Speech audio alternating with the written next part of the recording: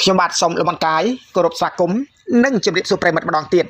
បាទកម្មវិធីព័ត៌មានសម្រាប់ថ្ងៃនេះមានខ្លឹមសារថ្មីពីមកជម្រាបជូនទៀតហើយដែលអត្ថបទទី1មានអត្ថន័យថាមនុស្សខ្វាក់ភ្នែកអាចស្ដាប់ឮនិងស្ទាបដឹងប៉ុន្តែបើមនុស្សខ្វាក់ចិត្តវិញមិនអាចដឹងអ្វីទាំងអស់ខ្លឹមសារទាំងស្រុងពាក់ព័ន្ធទៅនឹងអ្នកនាងខ្ញុំប្រិមិត្តរីឯអត្ថបទទី2មានអត្ថន័យថាតើគួរឬក៏ពុំគួរ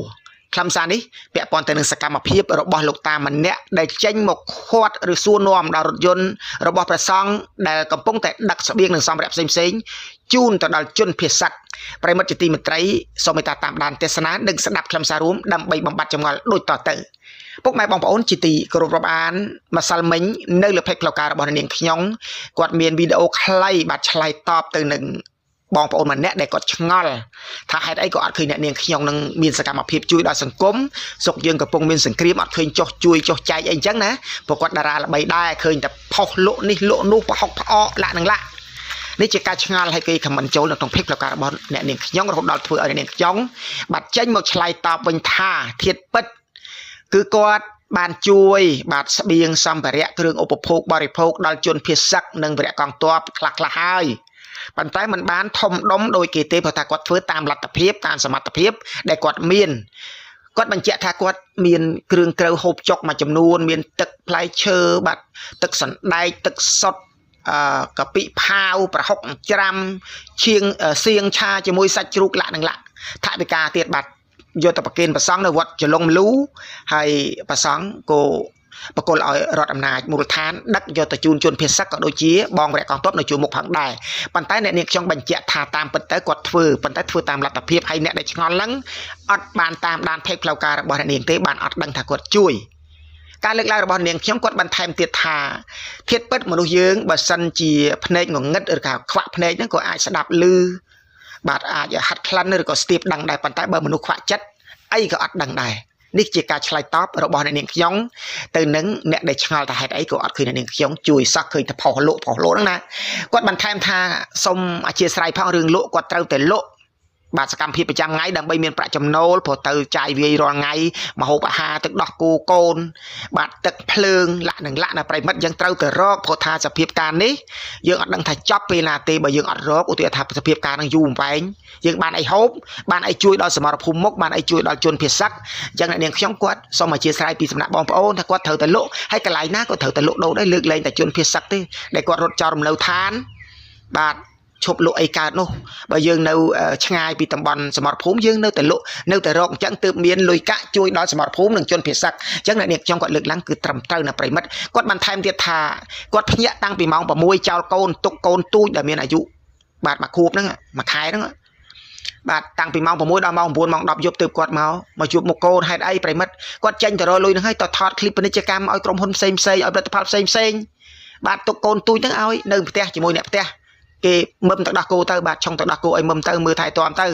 យ៉ាងគាត់លើកឡើងថាធៀបពិតគឺគាត់មិនចង់បែកកូនទេប៉ុន្តែធ្វើម៉េចបើត្រូវតែចេញរកដើម្បីជីវភាពដើម្បីកូនដើម្បីសង្គមនឹងហើយណាប្រិមិត្តកាលណាយើងជួយគ្រួសារយើងរុងរឿងក៏ដូចជាមានលទ្ធភាពជួយដល់សង្គមដែរយ៉ាងខ្ញុំបាទសូមគាំទ្រអ្នកនាងខ្ញុំដែលបានលើកឡើងនៅគំនិតមួយនេះដែលប្រិមិត្តឡើយយើងស្លេះខ្លឹមសាររបស់អ្នកខ្ញុំត្រឹមហ្នឹងយើងបានអារម្មណ៍មកតាមដាននឹងទស្សនាបាទពាក់ព័ន្ធទៅនឹងលោកតាម្នាក់ដែលគាត់ចេញមករថយន្តរបស់ព្រះសង្ឃកំពុងតែដឹកស្បៀងយកទៅជូនជនភៀសសឹកនៅប្រិមិត្តហើយលោកតាប្រហែលជាលោកអាចារ្យប៉ុន្តែមិនបានបញ្ជាក់ថានៅភូមិណាវត្តណាទេប៉ុន្តែស្ដាប់សម្ដីដែលលោកតាលើកឡើងគាត់ប្រសង់គាត់ខ្លាចប្រសង់នឹងខ្លែងខ្លាយគាត់ថាប្រសង់នឹងអាបត្តិខុសធម៌វិន័យពុទ្ធសាសនានាំឲ្យខូចបាទពុទ្ធសាសនាតាមរយៈសកម្មភាពប្រសង់ដឹកស្បៀងនឹងសម្ភារៈផ្សេងៗដល់ជនភៀសសឹកសម្រាប់ចែកជូនជនភៀសសឹកណាប្រិមិត្តបងប្អូនប្រហែលជាដឹងព័ត៌មាននេះសឹងទាំងអស់គ្នាហើយប្រិមិត្តប៉ុន្តែខ្ញុំបាទសូមលើកយកបញ្ជាក់បន្ថែមតែបងប្អូនយល់យ៉ាងណាដែលខ្ញុំដាក់ខ្លឹមសារថាតើគួរឬក៏ពុំគួរសម្រាប់ប្រសង់ដែលដឹកសម្ភារៈនឹងស្បៀងផ្សេងៗដល់ជូនដល់ជនភៀសសឹកនោះប្រិមិត្តតាមអ្វីដែលបងប្អូនយើងខមមិនចូលពាក់ព័ន្ធទៅនឹងសកម្មភាពរបស់លោកតាដែលខាត់ប្រសង់ហ្នឹងគេលើកឡើងភាគច្រើនថាប្រសង់ធ្វើអត់ខុសទេហើយលោកតាហ្នឹងគួរតែយល់កលៈទេសៈផងប្រទេសយើងមានសង្គ្រាម បាទមានសង្គ្រាមអញ្ចឹងបើសិនជាប្រសង់គង់នៅវត្តម្ដុំសមរភូមិហ្នឹងក៏ត្រូវតែភៀសខ្លួនភៀសសឹកចេញមកជាមួយពុទ្ធបរិស័ទដែរបើមានគោយន្តត្រូវបើកគោយន្តបើមានឡានត្រូវតែបើកឡានហើយបើមានជនភៀសសឹករត់ពីតំបន់សមរភូមិមកស្នាក់នៅក្នុងវត្តប្រសង់មានតួនាទីជួយអញ្ចឹងទាំងគណៈកម្មការអាចារ្យវត្តទាំងប្រសង់ទាំងពុទ្ធបរិស័ទចំណុះជើងវត្តដែលឆ្ងាយពីសមរភូមិត្រូវតែជួយដល់ជនភៀសសឹកមិនថាប្រសង់មិនថាកុហកទេបាទត្រូវតែជួយគ្នាអញ្ចឹងអាឡ័យចាំរត់តកង់រត់អីបើឡានលោកមានឧទាហរណ៍ថាគេវាយចូលមកក្នុងវត្តអីលោកចាំឲ្យគេដឹកអត់បើកខ្លួនឯងធ្វើមិនរត់រួចអញ្ចឹងលោកត្រូវតែបង្ខំចិត្តភៀសខ្លួនបាទក្នុងករណីដូចរឿងហ្នឹងអញ្ចឹងលើកដៃសង្គមបងប្អូនកំពុងចាប់អារម្មណ៍ហ្នឹងប្រសង់រត់តកង់បានប្រសង់បើកខ្លួនឯងក៏បានដែរมันខុសឆ្គងអីធំដុំប៉ះពាល់ដល់ពុទ្ធសាសនាទេអញ្ចឹងសូមលោកតាយល់ពាក់ព័ន្ធទៅនឹងអ្វីដែលប្រសង់ដឹកស្បៀងនិងសម្ភារៈជូនដល់ជនភៀសសឹកជារឿងត្រឹមត្រូវมันខុសទេតាមពុទ្ធសាសនាមិនមែនខូចដោយសារប្រសង់ដឹកស្បៀងនិងសម្ភារៈជូនជួយដល់ជនភៀសសឹកទេរឿងដែលខូចពុទ្ធសាសនាគឺយើងគោរពពុទ្ធសាសនាមិនបានត្រឹមត្រូវតាមរយៈបាទប្រសង់ឬពុទ្ធបរិស័ទទាំងអស់គ្នាហ្នឹងបាទគេមកឲ្យផឹកស្រាយើងលួចផឹកស្រា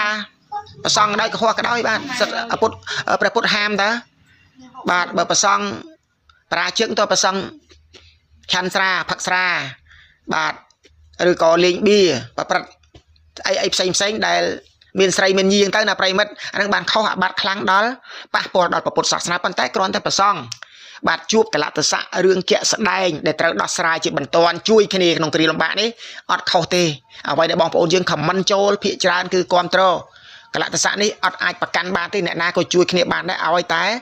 មានអ្នកកំពុងតែជួបទុក្ខលំបាកអញ្ចឹងប្រសង់មានភារកិច្ចជួយប្រសង់ក៏ជាប្រជាជនដែរបាទមានសិទ្ធិបោះឆ្នោតមានសិទ្ធិសម្រេចកិច្ចការផ្សេងដែរគាត់ក្នុងលក្ខខណ្ឌមួយសម្រាប់ប្រសង់នៅប្រិមិត្តប៉ុន្តែក្នុងកលៈទេសៈនេះប្រសង់អាចជួយបានបាទសម្រាប់ជាតិមាតុភូមិដែលកំពុងជួបបញ្ហាអញ្ចឹងណាប្រិមិត្តអញ្ចឹងសូមលោកតាដែលចេញមកខាត់ប្រសង់ខ្លាចចេះខ្លាចចុះខ្លាចប្រសង់ខ្លាយលាក់នឹងលាក់ខ្លាចខូចពុទ្ធសាសនាហ្នឹងកុំបាច់ភ័យបារម្ភដល់ហ្នឹងពេកបើប្រសង់ខ្លាយប្រសង់មិនអាចគេហៅថាដឹកស្បៀងសម្ភារៈយកទៅជូនជនភេសសឹកអញ្ចឹងទេបាទអញ្ចឹងសូមលោកតាយល់ផងពាក់ព័ន្ធទៅនឹងរឿងហ្នឹងពុទ្ធសាសនាតាមពិតមិនមែនខូចដោយសាររឿងប្រសង់ជួយជាតិអញ្ចឹងទេបាទតើប្រសង់អង្គណាដែលប្រព្រឹត្តខុសវិន័យបាទស្រីញីអូនបងនោះអានឹងបានខុសធ្ងន់ធ្ងរប៉ុន្តែគ្រាន់តែដឹកគ្រឿងសម្ភារៈផ្សេងគ្រឿងបរិក្ខារឧបភោគបរិភោគយកទៅជូនជនភេសសឹកបាទជារឿងត្រឹមត្រូវរឿងចំណែកបាទរៀងខ្លួនសម្រាប់បាទជួយជាតិមាតុភូមិយើងត្រូវតែមានចំណែកជួយអញ្ចឹងតិចក៏ដោយច្រើនដោយទាំងស្មារតីទាំងសម្ភារៈនិងថវិកាណាប្រិមិត្តអញ្ចឹងសូមបងប្អូនយល់នៅចំណុចមួយនេះហើយគួរឬពុំគួរប្រិមិត្តសម្រាប់ប្រសង់ដែលដឹកសម្ភារៈផ្សេងដើម្បីជូនដល់ជនភេសសឹកណាខ្ញុំបាទគិតថាគួរតែជួយគ្នាអញ្ចឹងបាទអញ្ចឹងខ្លឹមសារទាំងពីរបងប្អូនយល់ជាផែខ្ញុំបាទក៏សូមបញ្ចប់ត្រឹមហ្នឹងហើយថ្ងៃស្អែកចាំយើងវិលមកជួបគ្នាសាជាថ្មីដោយពំនាំយកបាទខ្លឹមសារព័ត៌មានថ្មីមកចែកជូនកុំភ្លេចចុច Subscribe និងរូបកណ្ដឹងម្នាក់មួយផងដើម្បីទទួលបាននៅព័ត៌មានថ្មីទាន់ហេតុការណ៍ពីរូបខ្ញុំបាទកុំមកឆ្កងបើសិនជាកើតមានដោយអចេតនាកន្លែងណាក៏សូមពុកម៉ែបងប្អូនមេត្តាជាស្រ័យចូលរួមមតិយោបល់បានខ្ញុំបាទទទួលយកមកកាលមកដោយក្តីរីករាយគោរពជូនពរបាទបងប្អូនគ្រប់ទិសទីមហាគ្រួសារខ្មែរយើងអ្នកនាងខ្ញុំបាទក៏ដូចជាជនរួមជាតិជាពិសេសគឺបងវរៈកងទ័ពនៅជួរមុខសូមឲ្យមានជ័យជំនះតរៀងទៅហើយវេលាចុងក្រោយខ្ញុំបាទសូមលំអរកាយគ្រប់លាសន្យាថាវិលមកជួបបងប្អូននៅថ្ងៃស្អែកអរគុណ